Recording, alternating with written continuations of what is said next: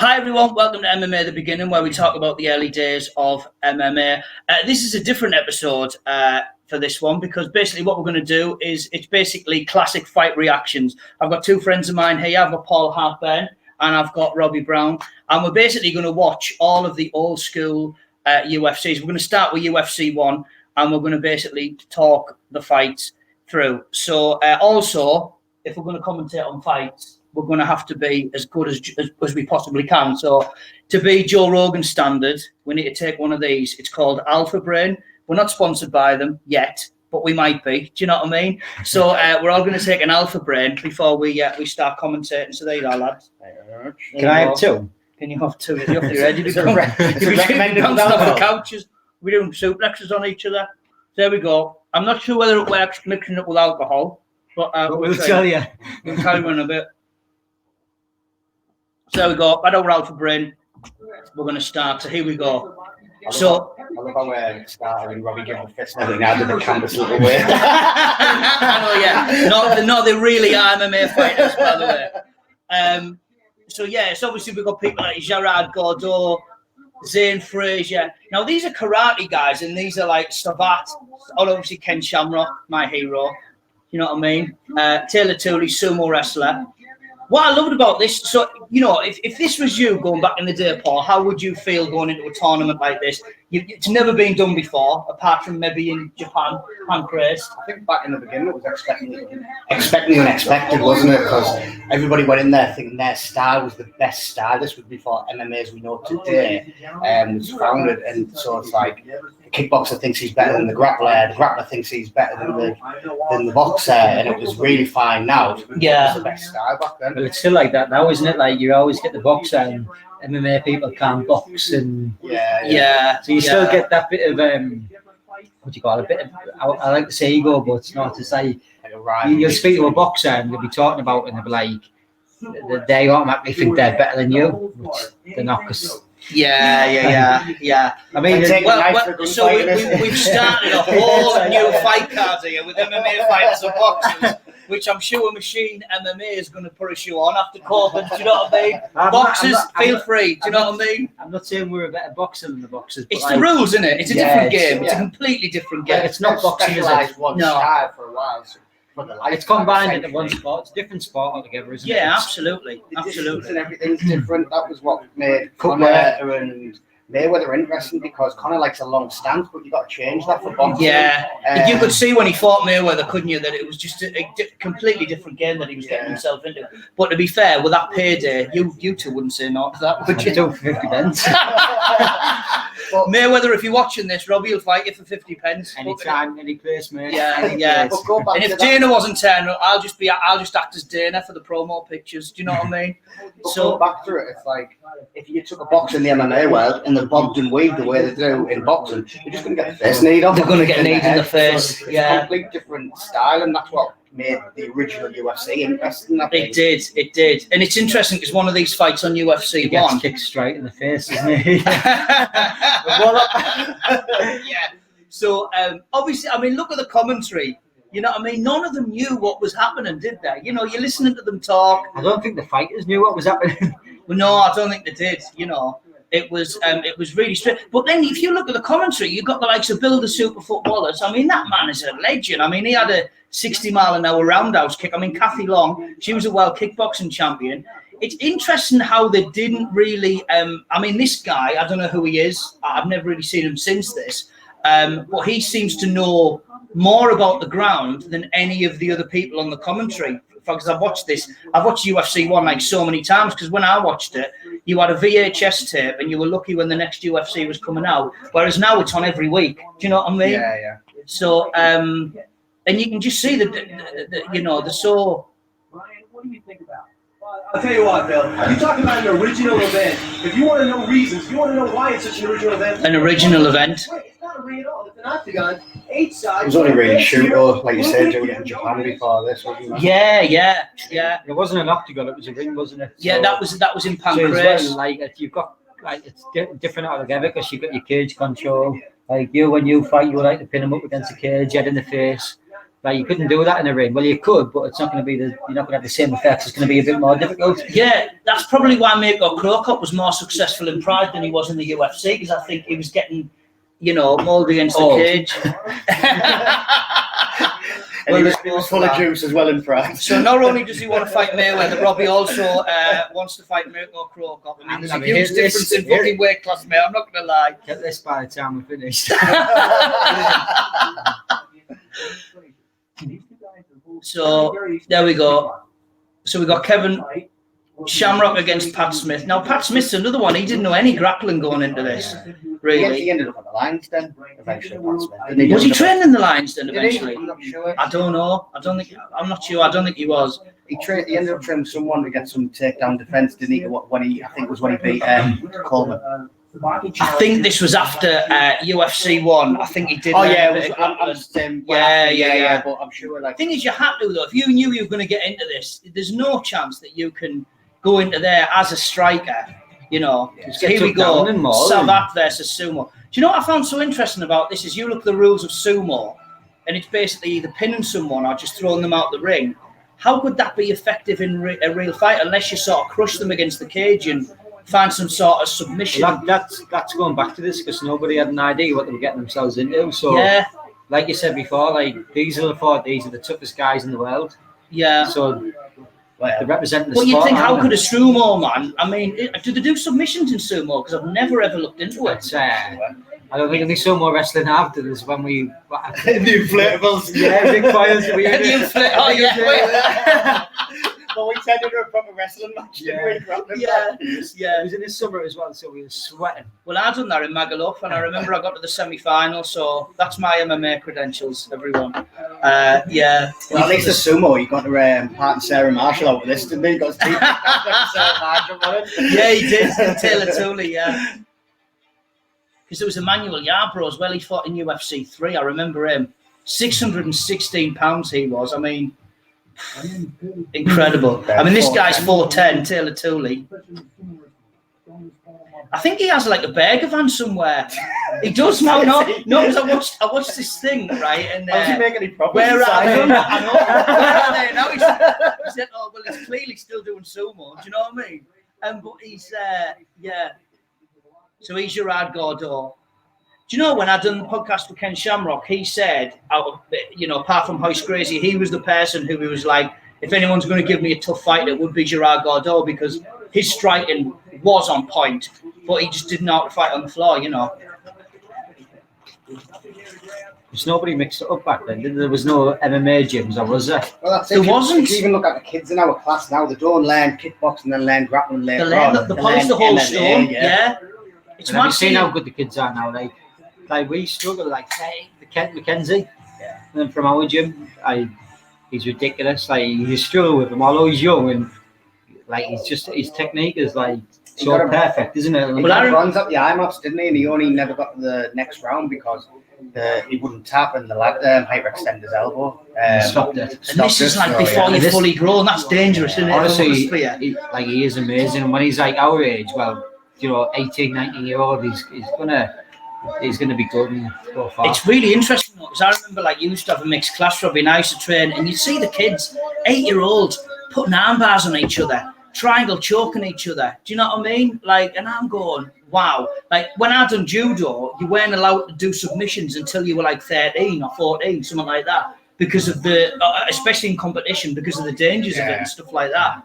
You just have to go for the upon, the throw or the hold down. I would say MMA, at a certain age, they do the C-class rules where there's no headshots, and the local referees that usually are on the shores. Yeah, they stop on it there. In a bad position because kids are Trevor. He always says in the rules, you got to go to school. You got to go to school the next day. Exactly. I'm not sending you to school with a broken arm, so I didn't do my job. Yeah. So, people think it's about the sport, but it's not. It's probably the best sport you can It is actually more control. There's been more depth in boxing, hasn't there? And so much that it's for kids. It's disciplined. The discipline you get, you've got somebody there telling you what to do, and you're there respect for other people. And I seen something on Facebook which said, get your kids into a martial arts, so whether it's Thai boxing, wrestling, jiu-jitsu, not only will stop them from being bullied, but it'll stop them from bullying people as well. Absolutely, yeah. It gives people more respect for life. Yeah. So here we go. I mean, look at this, right? So they're getting to the middle of the ring. The referee here, right? I think he clearly doesn't really know what he's doing. Look at this. Yeah, they had the meeting and they decided no hand grabs at all would be allowed. This is why the no hold. Are they cutting them off? I mean, he's checking their hands. I mean, what are you gonna have like? Spikes. You're gonna have spikes under a knuckle duster under your skin or something. Do you know what I mean? Check ours, don't they? Like we go to the cage and we battle around. When there's legs. Yeah. They're still checked now. I mean, there was 3 rolls there. What's he saying to them? He's probably telling them, look, I don't have a clue. Yeah. So you just have a fight. I just say, No look, biting. There's no biting, no eye gouging, no fish up, and good luck. Beat the shit out of each other. All the best. Because dick shots were allowed. Yeah. There was a fight where I had him in a front headlock and he was hitting him. He wasn't even moving. Now look how they're sizing each other up here. So how would you be feeling now if you were the striker? How would you be feeling going up against this big lump of sumo? You want to keep your distance from you. Definitely. Especially having long legs like the kickboxer does. Gosh. And there's his tooth gone.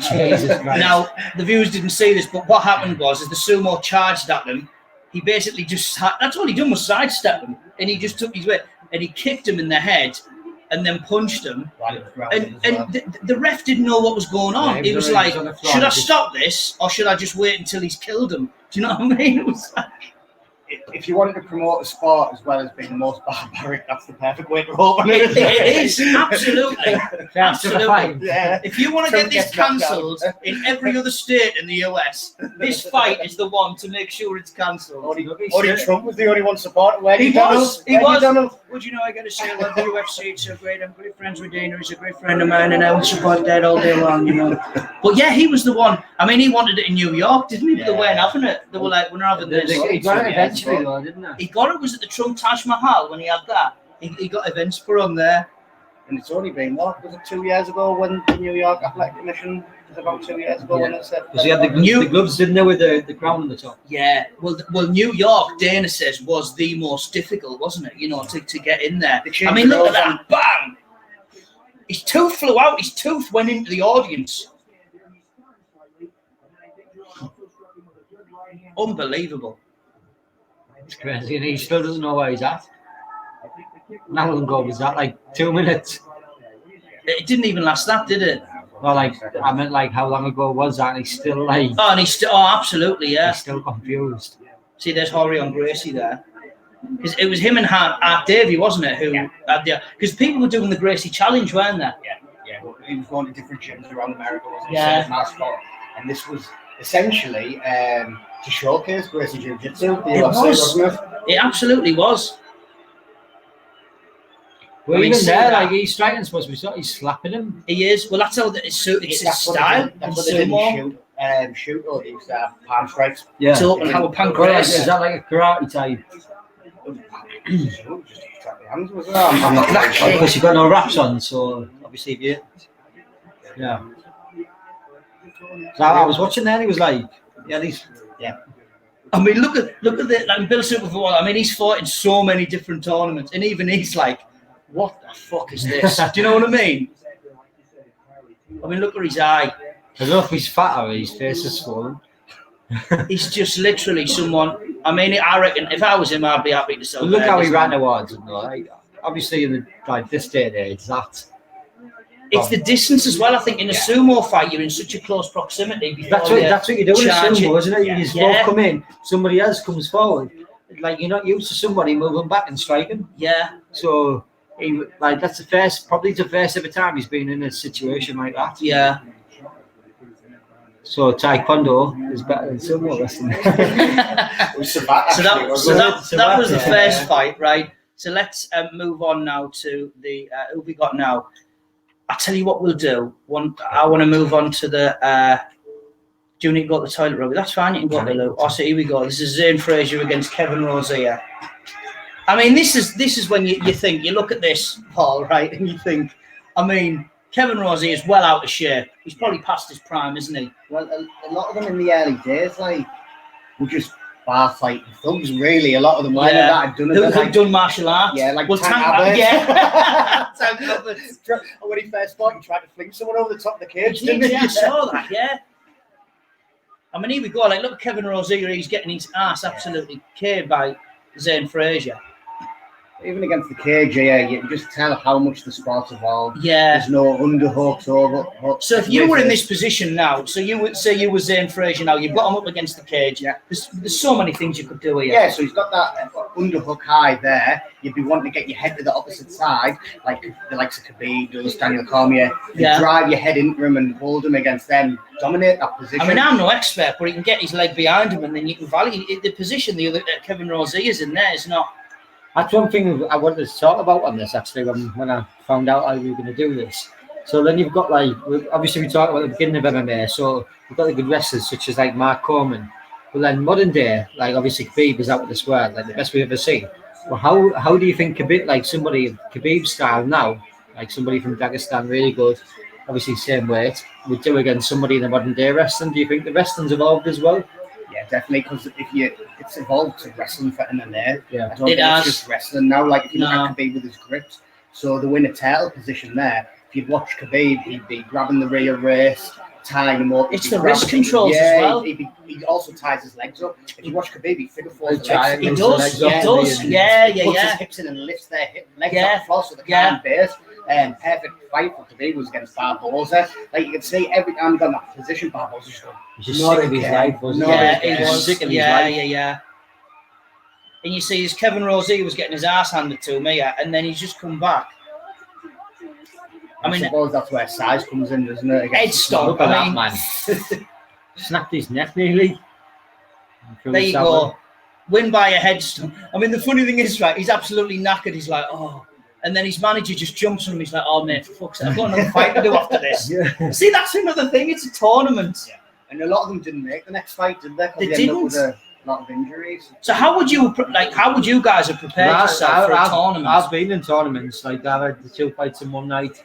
So that must be more difficult, because the thing is, you've got people who have got, we're all well-rounded. Whereas with this, you had a karate guy against a judo guy, and they just had different skill sets, where this is like everyone can do everything, you know. Yeah, I think in a tournament situation, if you look at, say, modern day, control would be the key to getting you through fresh for the final fight, because you want to be pushing them against the cage, control them, not take much damage, take them down, hold them in a position, not take much damage, so you can get that you're fresh. Because your opponent might be an exciting fighter, and he goes out there, goes in an absolute war, and you're going in there. Exactly. You know how tough it is to be able to do that. So, for instance, you've got 2 fights in one night, tournament, and you win your first fight, but all you've managed to do is get him down, pin him down, control his wrist. He gets back up, you take him down. You know how tiring that is. Yeah. So that's going to have an impact on the next fight, because you're going to be absolutely knackered.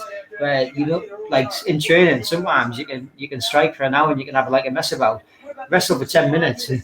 You're absolutely knackered, so, aren't like, you? Although that's taking low impact damage and you're not taking damage, so you're fresh and you've got no injuries. But like, how do you think that's going to be? You know, it's going to have an impact on your cardio, isn't it? Yeah, obviously cardio can recover in between fights, because there was a break in between. Time, Whereas you break your hand, that's not going to recover in like no, 30 absolutely minutes, not. Absolutely not. Yeah. And it must be so difficult to pace yourself. So how did you do that then when you fought the 2 fights in the same night? The plan is to pace yourself. When you have a fight, you try and pace yourself. When the bell rings and you have a fight, all that plan to pace yourself just doesn't happen anymore, and that's just a fight. Yeah. And then you worry about it next time. So after we got through the first round, which the tournament that I did fight in, I got beat in the final. So after the first round, like I felt all right, but then when going into the second round, after the first round, my legs were dead, my arms were dead. And Well, I did want to continue, but my body didn't want to continue. Yeah, it's the mindset, though, isn't it? Like when Ken was saying to me about the when he trained the Lions Den, the first thing he wanted to do was put them through a test where if he thought that they could deal with it mentally, Yeah. they were ready for it. Do you know what I mean? Like he'd beat them up for 40 minutes and then make them do 500 squats, 500 of this, 500 of that. They And I did mean, that in the first Ultimate Fighter, didn't they? They put them on a treadmill test, Randy Couture and Shaw, and nobody was supposed to complete it. And I think Sanchez completed it, Diego Sanchez. Really? Yeah, but his mindset's like crazy. Exactly, Like, yeah. You can't break that guy. do you think genetics has got a lot to do with it as well as, you know? I think there will be an element of genetics in terms of muscle fiber and how explosive you are and things like that.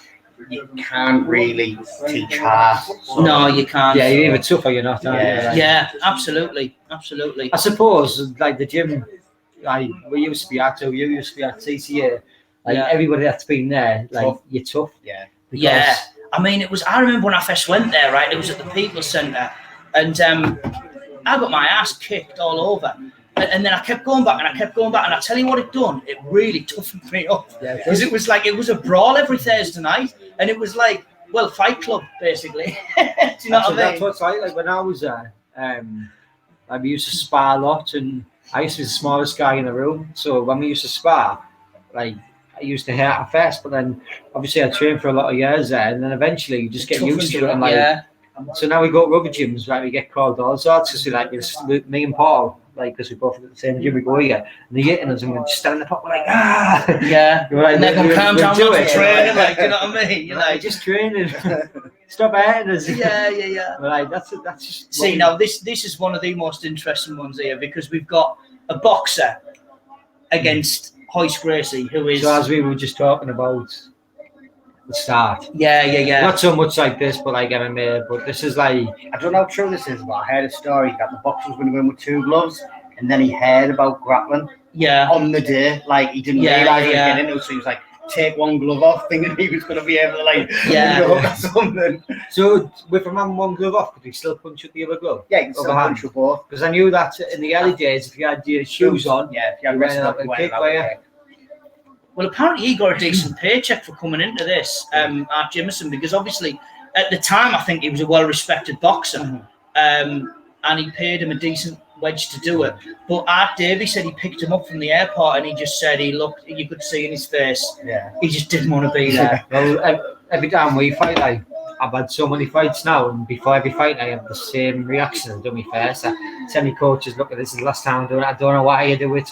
I have like 100 wheeze, and once you're in there, And you two are really tough guys, and you know, even the toughest of people get scared.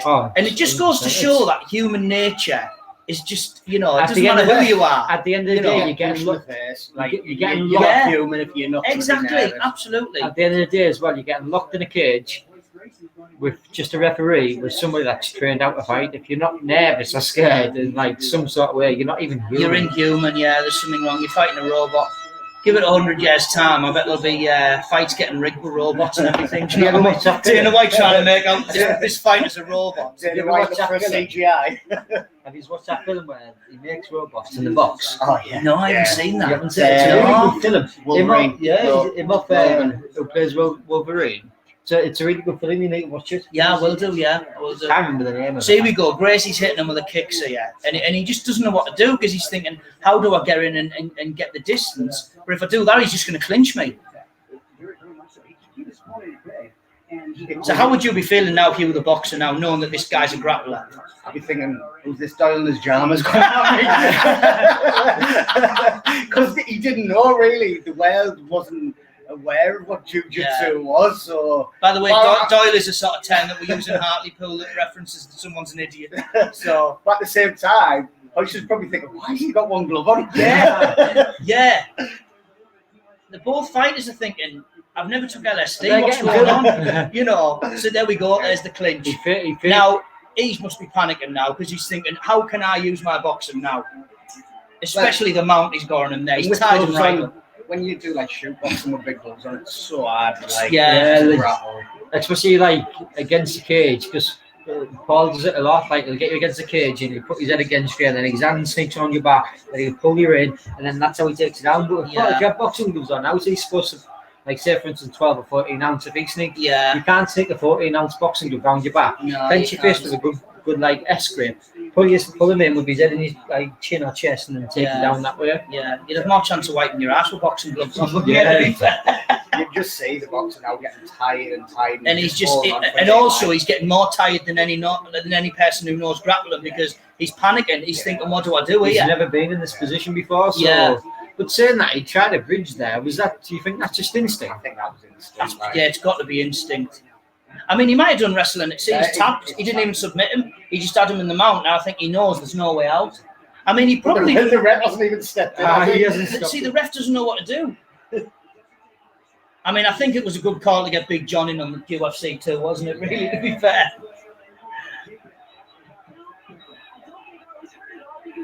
I don't even think the boxer.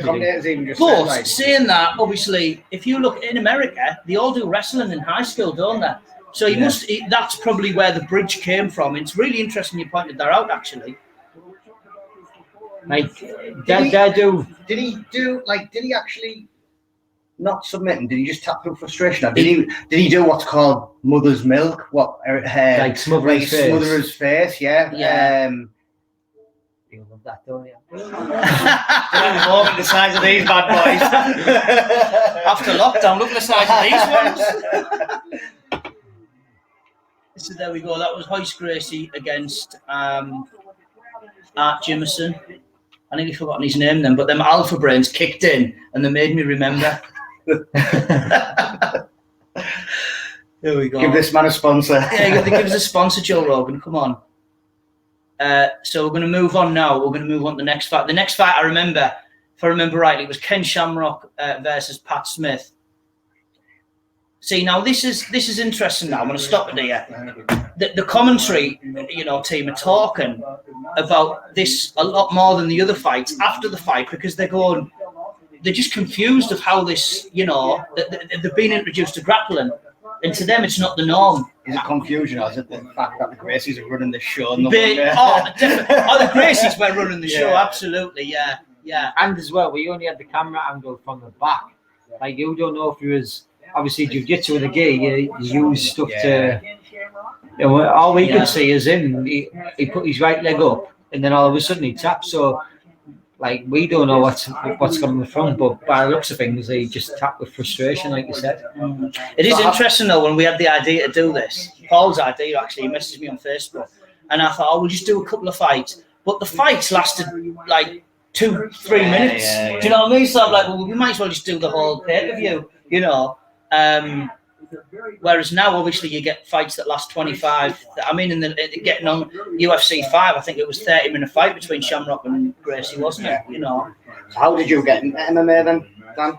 It was through doing judo, right. and then I watched UFC 3. It was, right. And I was like, oh, this is a sort of bit like what I'm doing with the Gracie Jiu-Jitsu and stuff. But obviously, they'd done extensive floor work, and I was more into the throws. And then I started training at John's, and then I was training in Stockton with Bram. Right. And then he was doing Brazilian Jiu-Jitsu, so I was doing a bit with him. I was doing a little bit of karate for a bit, but I was just doing it and standing in lines going, how is this going to work? Do you ever watch any of Bram's motivational talks and stuff like that? No. Really good. Do you know what? I haven't seen him for years, but I'll have to. He goes into like youth clubs and stuff, and obviously talks about his experiences. Like he gives like motivational talks, and really. He's a tough man, isn't he? Yeah, he's I've seen I've been to seminars and stuff, and he's took loads of his lads there. Like he's got a lad called Amin. Even I used to wrestle with Amin up in Billingham, and even when he was like 14, he was a huge, slinging everyone everywhere. You know what I mean? But they're doing more catch style. Yeah. So how did you get into MMA then, Robbie? I used to box. I used to be an amateur boxer, and I just wanted 2 more, and then I watched The Ultimate Fighter, Forrest Griffin. Right. And was that the Stephen Bonner Forrest Griffin? Oh my God, that fight! And one of the greatest fights ever. Really. Oh yeah, it's what made him in there, wasn't it? And so I wanted to do that. So I spoke to my boxing coach. So look, I want to do this. There's a place on the corner. I was like, either do that or this. And I was like, right, well, I'm going to go because I want to do that. And it just went from there. And that's when I obviously met you. Met Dan. I remember taking you for your first weight session in glasses and couldn't even lift 2 kilo. Yeah, like a 2 kilo Really? shoulder, and I was behind him like doing it. I remember though, my first fight. Glasses a unit, isn't Yeah. it? Bloody hell, he's a beast, that boy. My first fight though, I fought at bantamweight 62 kilo. I only weighed 51. Bloody hell. Like 51, 52 Yeah. kilo. You win the sauna as well. When you don't have to, yeah. When you do me, Johnny Payne, you, Chris. I just wanted to be involved. yeah. I shouldn't really be cutting weight, but you know what I mean. The lads are there, so I think I was about. No, I think I was exaggerating. About 55, because I remember a couple of fights after I fought for a flyweight title, which is obviously your 56.2, and then I still weighed in at like 54. Yeah. That was, it's crazy. Well, now, though. You don't have to, 66. you don't have to cut weight for bantamweight. I mean, How how many women would love that, you know, ability to just. When I fought, and obviously the tournament we're talking about, I fought flyweight. Everybody else was in the sauna killing himself, and I made flyweight without even in the sauna. But at this point, I didn't train for about a year, so I just moved it around the house, like drinking beer, eating takeaways, Xbox, didn't train, and I got up to about 79 kilo, and I was like, right, I need to get myself into shape, signed up the tournament, and I got myself down to 56, and didn't even have to. You look big at 66, never mind. Because I get fat in my face and my belly, like everything else looks skinny. Yeah, see, these guys are, you know, talking about cutting weight. They're making me feel really obese now. I'm not gonna lie. So here we go. We got Pat Smith against Ken Shamrock. Now Pat Smith was a kickboxer, and Ken Shamrock thought this was basically easier, I think, because he knew grappling and he was fighting in Japan. And he was fighting in Japan with, you know, Well, Ken said Suzuki. So was fight before the first UFCs? No, Pancrase, I think it was. Pancrase Pancrase was, yeah. Like that. I think Valley Tudo was going on in Brazil at the same time as well. Before Yes, it was the WVC, wasn't it? Yeah. People like Marco Ruas was basically running that show, wasn't he? He was one of the first Brazilian fighters, really, that didn't really say that he was a Brazilian jiu-jitsu guy. He just said, I'm a Valley Tudo. He called himself the King of the Streets, didn't he? He did, yeah. King of the Streets. And he had like the most vicious leg kick ever. Oh, brutal. Absolutely brutal. I think he was probably the first person that like introduced leg kicks to MMA. Well, then, I was saying about Pedro Hizo, Pedro Hizo trained with, he said he fought Vernon White fought him in the final of WVC 3, and he said his leg kicks were just like, you know, you get a leg kicked off someone and it hurts, right? But he just said, this guy just leg kicked, he said he was like, what the fuck did he just ever seen worse than Uriah Faber and Josie Aldo? Amazing. Have you ever seen worse? Oh, well, the thing is as well, Joe Rogan was commentating saying, oh, well, apparently he's a good soccer player as well. Yeah. Have you seen these videos? Football. Yeah, football. Have you seen these videos though, where he's in a basketball court, right? And he's like probably 50 yards, 100 yards out, and then all of a sudden he's looking at the camera, he just turns, kicks a ball, and it goes in the basketball. Really? Have you not seen the video? Wow. It's class. I hate people like that. You know, people are just good at everything. You know what I mean? See, we go, there's the stare down. I mean, the intensity on Shamrock's face there is just brutal, isn't it? Pat Smith looks quite relaxed. You can see the water in his boots. I actually knew Ken Shamrock from the WWF before I UFC. Like, that was my introduction to the UFC. And I was like, I think him and Owen Hart did. They called it the Lions Den match. Just a wrestling match. Remember when he fought him in the Owen Hart, Stu Hart's dungeon as well? Yeah.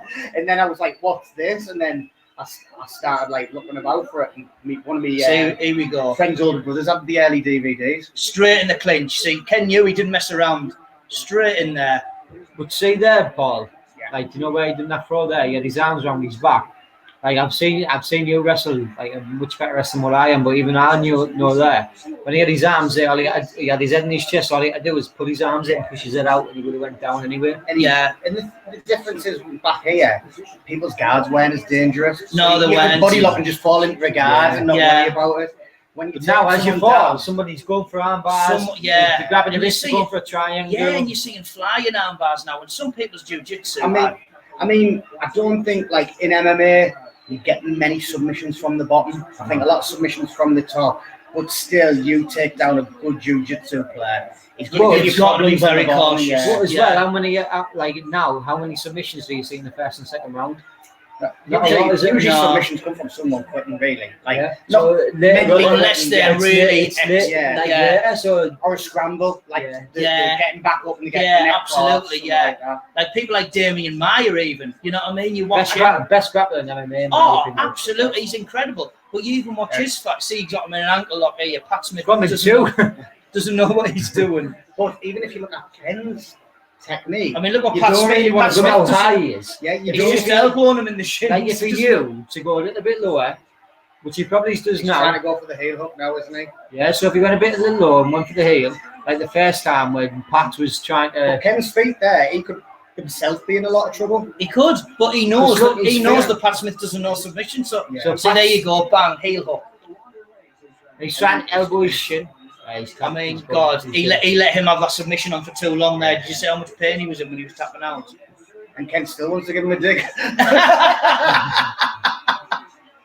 But like you say, he didn't know the grappling game back then, so obviously Ken could put his legs wherever he wants without the fear of getting foot locked himself. That is a fear in it. Like when we train all the time and you go for an ankle lock, obviously you've got to pin their body down somehow, or they're going to sit in here. So your feet are there sometimes, and I mean, they're no ankle locks. It's a little bit dangerous. For me, one of the best at like leg locks in total was Paul Harris. He was a man, he just never let go. But if you who was he then? It was Matt Paul Harris. He was in the UFC. Yeah, he got Dana White as a sack. Yeah, rid of him, didn't he? Just wouldn't let go. Yeah. I just say you know yourself. He warned him, I think, a couple of times, and then next fight after he warned him, he put knee bar on, and then just still didn't let go. Like obviously when we do it in training and stuff, like when we do it, we look at each other and I'm doing it, and then you know when to like. You just know you like. It's dangerous, like you know, like it's so dangerous. You don't let kids do it. Yeah. That's why they only do it in pro rules. So there we go, right? So we're sort of in a better position now. Robbie, so people who haven't seen this fight, he got him in a heel hook there, right? So do you want to show people how to get me in a heel hook? What he would do with my so we're on a count, so not this leg here. So just this foot? This one here. Do you want me feet in the right position? Yeah. I'm not bothered. Just show us how you would do it with your hands. So is this your bad foot or? No, that's my bad foot. So your heel is like that.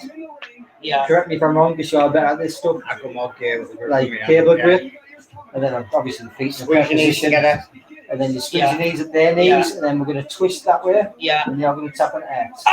Straight away. Do you know what I mean? Like Pat Smith let that on for a while. No wonder he was going like that when he tapped. So yeah, that's basically. Obviously, your feet are in better positions, and why did you make someone scream like that? I know, my neighbour's looking through the window. What are them boys doing on that couch? Danny, do you want another drink, mate? Because I know that you're empty. Oh no, I'll see what I'll have. Right to this one here. Do you want another? No. Yeah, no. Do you know this is going to sound really weird because you've just got me an ankle up and we've sort of borderline been cuddling on the couch. Can I have a rosé? You know what? Usually I'd be. Can you sit next to him? But we both have to sit next to him. It's getting weird. So there we go. That was. I mean, you can see past me. You know what? It's going to be even more weird. Do you want lemonade with your rosé? No. Say no. No. But Robbie introduced us to this drink. What's this drink here? Dragon. We just saw it in it. I thought it was an energy drink. I was like, I want an energy drink. I thought it was and then we looked on the anyway, 7.5 alcohol. But the alpha brains are working, by the way, Joe Rogan, if you're watching this. It doesn't make any difference whatsoever. It's amazing what a good jiu-jitsu man can do, or for that matter, a good shoot can do. Did you never fancy yourself getting in and having a go? Not now, mate, no. Because obviously, you know, when I'm doing comedy and I just think, even when I train now, I get injuries. I mean, last time conversation started, having a black eye while you're on stage. It is. I mean, last time I trained, I dislocated my shoulder, and I'm thinking that's just training. Do you know what I mean? So it just goes to show, like, how brutal the sport is. I'll show you a really good photo while I'm talking dislocation. Do you want a glass, or are you just going to drink it from the bottle? Give us a glass, please, mate. Are you sure? Yeah. I'll tell you what we'll do. We'll fast forward, because what I want to see here is I want people to know about when two grapplers collided, because this was really interesting when, you know, you had a grappler versus a grappler, because everyone's just seeing grapplers versus strikers. So there's a good photo there. Now that's a dislocation. Put that under the camera. Look at that dislocation. That is brutal. So that's the reason I wouldn't want to do it, mate, if I'm honest with you. The worst bit was, though, right? It happened, we were sparring, and the lad tried to angle off, and I tried to hand fight with him. And he punched me, and you shake something off. Yeah. And it was Jack's one of my Thank pals. you so much, mate. Cheers. Jack's one of my pals. Did I kiss with that? And he went, are you all right? And I looked down and went, not really. And I put my hand up, and they looked at it, and Jack's nearly looked like he was going to be sick in the cage. Yeah. We had to cut my glove off. One of the lads got cut my glove off. That is brutal. And then Ross, like he's one of my pals, but he's an idiot. Right? Yeah. And he was like, I'll sit on your chest now and I'll pop it back in. I was like, Ross, I wouldn't let you touch me fucking shoelaces, mate. So another one of the lads took me to see him. I would let you touch me shoelaces. He's taking pictures of it. It's him that took that picture. He's shouting across the room, walks like an Egyptian because of the way they're bending me thumb. So we go to see him walking, and they go, well, shut. So I went, what do you suggest I do with this? She was like, go to Peterlee. So I was like, I might as well go to Hartlepool, you know. Yeah. So I'm driving down the A19, trying to change gear with my thumb like that. And I was phoning our lass on the way home, and then I was like, I'm probably going to be late coming in, like, I've got to go to the hospital. She went, what's happening? I've dislocated my thumb. She went, what? So you've bent your nail back? So I thought, right, I'm going home. Right? So I knocked on the door. You'll be on death's door, and your missus will be like, nah, he always does this. So I knocked on the door. She opened the door, and I give her the phone. I went, hey. And she just went, where the fuck's she doing? So I went in, had a shower, and then went and got a pop. Well, yeah, grab her. So this is Hoist Gracie against Ken Shamrock. Now, it's interesting because before I met you and I started like coming around for drinks, I'd never ever watched any of the like first UFC. No. So I didn't know anything about it. And then this was weird because I asked Ken about this, and he just said, I just like you said, I saw some guy in pajamas and just thought, this is going to be easy because look at the physique on the man. He's like an action figure, isn't he? God, isn't he? Like a Greek god carved. And this wasn't even at his biggest when he went in WWE. I know. You see, he was going for it. See, it's going all up. He's pulling guard. So he's pulling guard immediately because he knows there's no way he's going to take him down. He's too strong. But as well, you get black belts now in MMA and you get a good wrestler and the black belts can't do shit. Yeah. They literally cannot do anything at all. He went for the leg. That was probably Ken made a mistake there. He should have kept that top position. He should have kept the top position possibly. Obviously, but again, it's the first one. Nobody knows about anyone. Was this a final? So if you were Ken now in this position, how would you think? Right, this guy knows how to grapple. You'd be looking for that. You'd be looking to come up on. It's sort of modern day, or if I was then. If you were there, even now, so we're in this position now. So you trying to. So if we take it back a few steps before that choke comes on, Ken should be looking to come up on the single leg. Yeah. Work his way back to the feet. Yeah. But then he's obviously gave his back. He then still had the MMA's, especially grappling, is little moments. So there's always little different things you can do until you get into the on foot position. Yeah, so even when he was in turtle, he could have got his elbow back, came around the hip and start working. It's a massive case of like, should have done this. Like, how many times have we watched our fights back? And you think, I should have done this, should have done that, which you do 100 times in training. Ken said this played on his mind for a long, long time. But I think if you're going into something with so much confidence, he said it made him eat humble pie. He said in a way he's glad it happened because it's a learning curve, isn't it? It's like anything you do in life. Yeah. Do you know what I mean? You think, this is going to be easy, and then something happens. You go, shit! I didn't expect that to happen. He mentions this on episode 1 of MMA at the beginning. Put the link there, Daddy. Yeah. But no, it's more like a bulldog choke, doesn't it? It was, but he used his gi as well. But the ref didn't see him tap, so he had to remind him that he tapped. Yeah. Well, they suggest that we do that now. So, like, if we've got somebody, sometimes you got them in a belly down armbar and you put both arm traps, and if it's happening, you got to shout at the ref. He's tapping. That was you can't leave go because if we leave go and he gets out and the ref didn't see him tap and he says, I never tap. Then so that was a sort of like it was a side headlock. So that was like a side headlock, rear naked choke type thing from bulldog choke. So do you wanna show everyone, Paul? He fucking got me. So you're in like a tail position, and yeah, again, I like this game a bit, and then you sit your hips through. Yeah, fucking hell. It's like an old school. Yeah, headlock. and the horse gets put to sleep for the rest of the episode. So Paul, before lockdown, Paul was training for a 5-round fight. Yeah. I had 2 of these 5 rounds. No, yeah, you only had one. I had 5 different ones. So what you in training? So you were fighting different lads. Yeah. So they're all fresh for every single I round. had 5 different rounds. So anyway, I was taking it really easy. I knew it was not like it was his first set of rounds, and so maybe his mates, everybody else, like obviously only goes into the gym. I was taking it really easy on. In the last 10 seconds, he was like, "Right, 10 seconds, Paul." Obviously, wipe the stroke. Like after I'd been taking it easy on him, fucking tried to rip my head off. If my neck was any skinny, and my head, he would have literally popped my head off. He has got really, like when he just got us in that, then I could just feel it before you even moved your hips there. Yeah. I was like, "Fuck, this is a strong chokehold." So yeah. So you can see just the disappointment in Ken's voice after this fight. Right, so there we go. So Royce Gracie and Gerard Gordeau are in the final.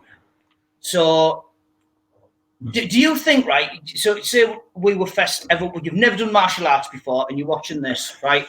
Do you think that, you know, who would you say is going to win this fight between Royce Gracie and Gerard Gordeau? It'd be a hard one because if you look at both of the guys, they both finished the opponents quite easily. They have. In the build-up in it, Royce obviously with the submissions and Gerard Gordeau with the striking. I think in the early days, when people weren't as knowledgeable, that it probably lent more towards the kickboxer. I think so. Because of the brutality and... Because they're like, this guy in pajamas is going to try and hold on to him. Yeah. And this tall guy who can strike. And as well, just watched the sumo. Yeah. What people think the sumo wrestler is, they've just watched him dismantle him in about 10 seconds. Yeah. So absolutely, they're going to think in their head, because they're one of the difference between jiu-jitsu and sumo wrestling. Like they just think like he's going to try and grab all of them. He's going to do the same to him what he's just done to him. But obviously, we're going to see right here.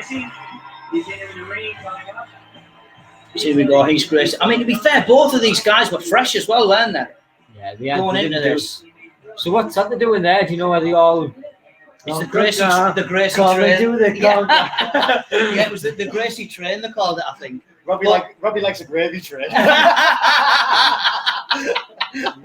And Danny sat there with Rosa, and you pick a Rosa. Yeah, a Rosa. And we were in quite an intimate position with a heel hook as well. Do you know what I mean? You focus on your neck. I think he was jealous because he had to do the bulldog choke. Hey, you know what I mean? I was just happy being a cook watching his guy. See now, Hickson, out of all the Gracie family, I think was the toughest, wasn't he, out of them all?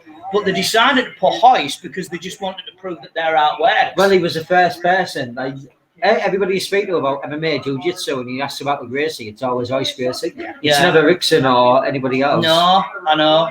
Well, I think it was Eric Paulson that actually got Hickson over in Japan, wasn't it? Because Paulson used to train with him, they used to fight over him. It was actually Eric that was I knew that he would try and get Eric Paulson in this. Eric Paulson's a legend of a coach. Yeah. You've done some seminars with him, haven't you? 3 or 4 times I've trained with Eric, yeah. I bet he's a great guy as well. Like I've got a great picture. You know the John Cena STF? I've seen that. Oh, yeah. He's got me in that, right? Has he, yeah? But he's sticking his finger in my eye, pulling his finger up my nose. And there's a mirror behind, and you can just see one of my pals before he killed himself laughing in the mirror. I love that. What did he do? Right, Paul, we're doing UFC 1 rules. Like, do you do that in training? He was just like, I'm going to show you how to set up STF from someone's guard. And he just stepped over and he went, you come here. And I was just like, oh, for fuck's sake. Yeah. And he's a big guy now, not where he was in the he just tied me in knots. Yeah. But the thing is as well, it's like you look at some WWE. How would you think that like somebody like that obviously was really good back then? How would you think it would do in a fight now? Shit, or it would be fitness, I suppose. You just said there that he tied you in knots. So yeah, there's a difference in technique. He was short of technique. We weren't rolling. Yeah, but well, like still, besides the point, like well, if you look at the lads he's coached, I think a lot of he coached Lesnar, didn't he? Lesnar, Sean Sherk. So I think a lot of the top wrestlers. Yeah, basically. Yeah. So it was transferable. But I mean, Lesnar must have been reasonably easy to coach. I mean, because you look at his wrestling credentials, that was probably enough for him to just win fights anyway. You know, It's just How are you supposed to find training partners for Brock Lesnar? I know. His size as well, like, how are you supposed to get a planet off you? Like, when he gets on top of you, like... I know. Like, imagine like, pinning you against a cage and grabbing one of your arms, pulling it in. Like, there's no... Like, obviously, grab one and 2 fours, get the cage. What are you supposed to do when you've got Brock Lesnar with his hips against your hips? Heath Herring was legit in pride, and he rode him like a bloody He horse, did, didn't he? absolutely, yeah. He did. So obviously, Hoyt just shot him straight away. And he knew he had to. It seems like that's quite a slow start because he never hit the sumo until he came in. But even the takedowns, you look at the takedown, Hoyt shot in like he was going to do a double, but he came up into a body lock and he seems to be like to trip him. He just seems to be reading the leg. But still, like, imagine having a body lock like that in like modern MMA. The Sabat guy, even though he doesn't know anything, he was doing well. He was pulling the arms high because if the high, you want to take the arms higher as opposed to pushing down. So there we go. He just spun him, didn't he? He took his energy and he spun him there to get him down. It's like MMA fights. Like you always say, like when you talk about striking, when it starts standing. But every MMA fight you watch, it goes to the ground. Like it does. Eventually, it's not very often. Yeah, unless you're in there for 15 to 25 minutes. Like it's going to go to the ground at some point. Unless even if the striker drops the guy, he follows him down. It's going to the ground. So he's going for a unless there we go. He's going for a rear naked choke there. Going back when I was mentioning Mother's Milk earlier, when we thought. I said potentially Hoist got that. That's what Sakuraba actually tapped Hoist with. Really? Yeah. The Gracie killer, Sakuraba. Yeah. So there we go. He's got his. Have you seen how different the rear naked chokes are then to what they are now? Like yeah, in MMA now you tend to go palm to palm, wouldn't you? Because obviously it's more on the No. So obviously. In like sports jiu-jitsu, you go bicep behind the back of the head. But in MMA, especially amateur, you've got 8-ounce boxing gloves on. Yeah. So the palm to palm, where you're going to dip your elbow in and squeeze that way, because then you're not going to be able to get you them big 8-ounce gloves. So do you want to demonstrate like a traditional rear naked choke and then do a one palm to palm? Yeah. So as well, Paul, you've got obviously a defense of that is you grab an arm, but then you've got your one arm. So now this is the moment where you feel like you're going to get a massage until you realise what's going to. So this is the tradition one. Get the elbow around as deep as you can. Bicep, and then the back of the hand comes on the back, ear side to side. Yeah, there we go. But for MMA, you tend to like go palm to palm, around there, nice and tight. And then the defense for that. And you use your head as well to get into the back of the head as well. It's usually a 2-to-1, but now people stay there, Paul. Yeah. So like a defense of that, you usually grab one arm, and then obviously you can't knock it off. But then people do the one arm bringing it to choke, Paul. So that arm would go behind his head. Yeah. So obviously the defense. So do the defense first, Danny. So you grab this arm and you put it down. Yeah. So this arm here. All right. Yeah. So then you think, you can't choke me with one arm. Yeah. And then they do. Yeah. And you can do it with one arm. You can do it with two. It's really interesting. In fact, I did actually know that you can use your head and do that. So yeah, just one. I'm actually learning a new move while horsing something and getting drunk at the same time. So sometimes I made the mistake, and I let that TFT when I moved there. Like I was just grabbing one arm and I was pulling it down. And I thought it was safe. Then people are getting the arm across. They grab the own head. And you bridge and you choke. That's one arm, like. Yeah. For the longest time. So there we go. Hoist Gracie, he became the first ever UFC champion. This is where it opened the eyes to people of what grappling actually is. I've had fun, guys. I'm not going to lie. This has been really fun. Apart from getting choked and apart from getting my ankle nearly ripped off. But apart from that, it's been good. Thanks so much. Should we do it again? Yeah, we'll do it again. Yeah, nice one. So thanks, everyone. Keep following the page. And I'll see you next time.